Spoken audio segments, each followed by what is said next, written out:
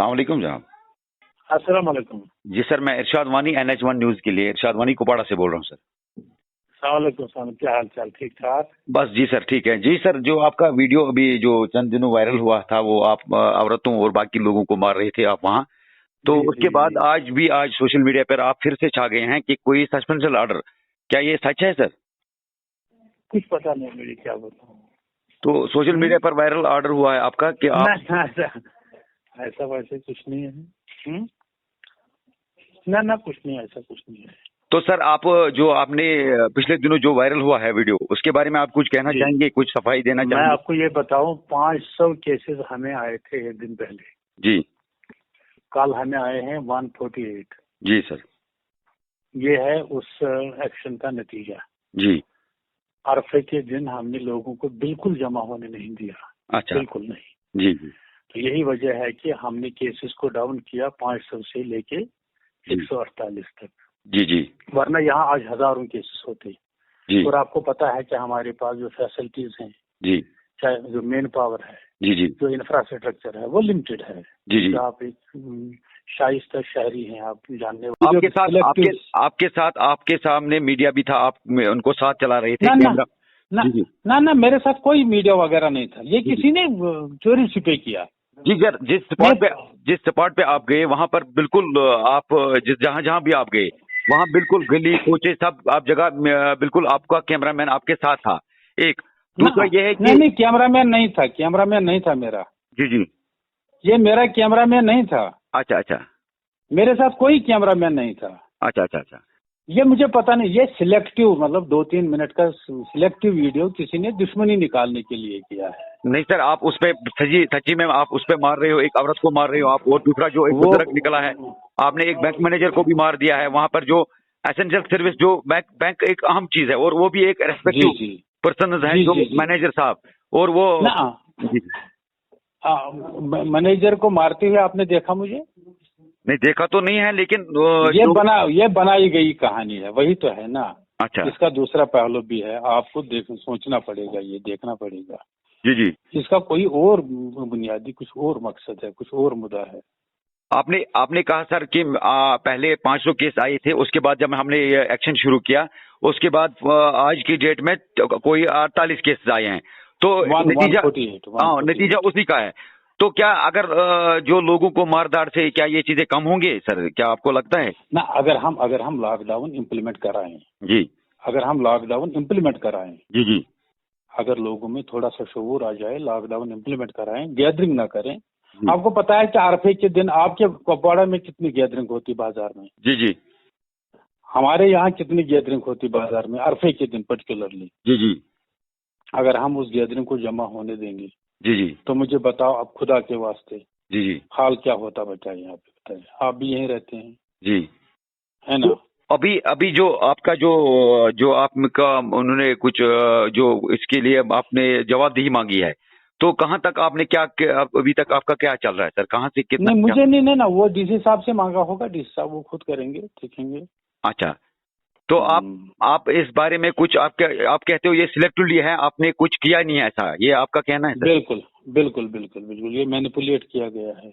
नहीं, जिस तरह से आप उसको लात मार रहे हो, एक बंदे को आप लाठी चला रहे हो, और वो औरत आपको एक हाथ जोड़ रही है। पॉजिटिव सुने ना, हमने वहाँ पॉजिटिव केसेस 4-5 जमा कर रखे थे। जी 4-5 पॉजिटिव केसेस। जी क्या मैं लोगों को उनके इर्द गिर्द आने देता? जी क्या ये ठीक रहता कि लोग उनके इर्द गिर्द जमगठा करते?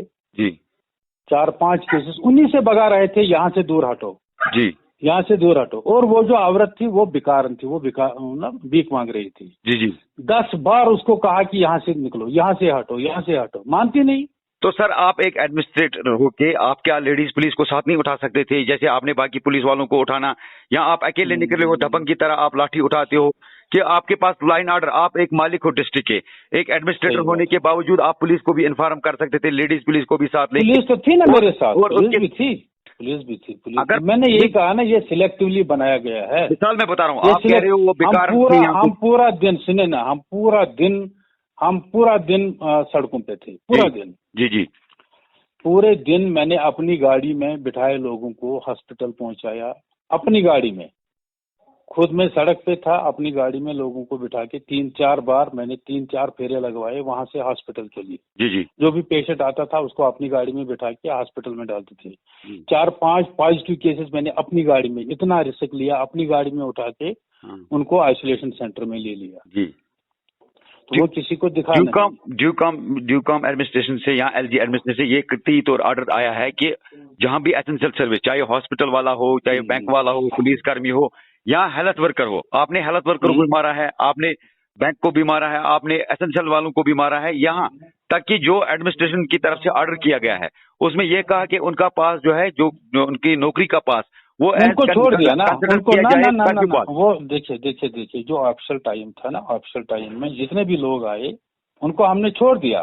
जी मुझे बताया दिन के 12 बजे कोई कहेगा कि मैं ऑफिशियल हूँ, तो 12 बजे उसको चौक में क्या काम है मुझे कुछ बताओ। सही, ठीक। वो कहाँ होना चाहिए उस वक्त? जी जी दिन के 12 बजे उसका दफ्तर में होना चाहिए ना।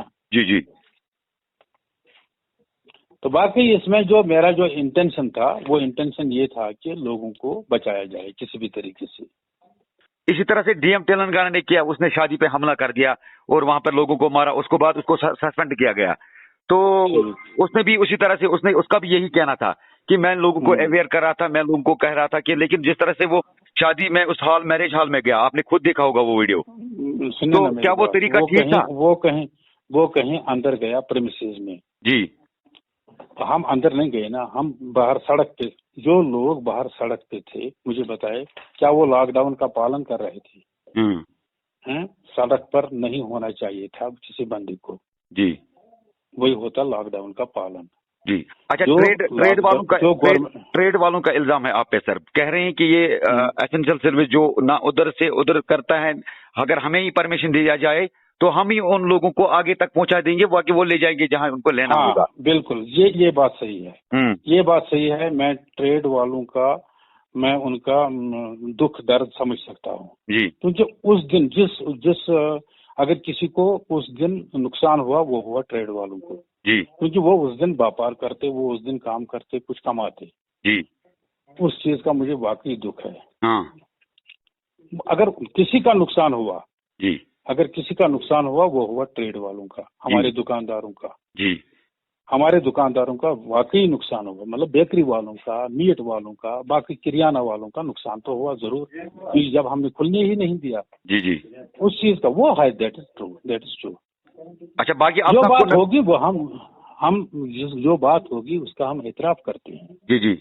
इसके बाद भी मैंने कहा, अगर किसी को मेरी तरफ से किसी को तकलीफ हुई, कोई दुख हुआ जी, हाँ, आई टेंडर माई अपॉलजी, मैंने उसी वक्त किया। मैं चलो फिर भी मैं माफी का खासदार हूँ अगर कहीं गलती हुई होगी।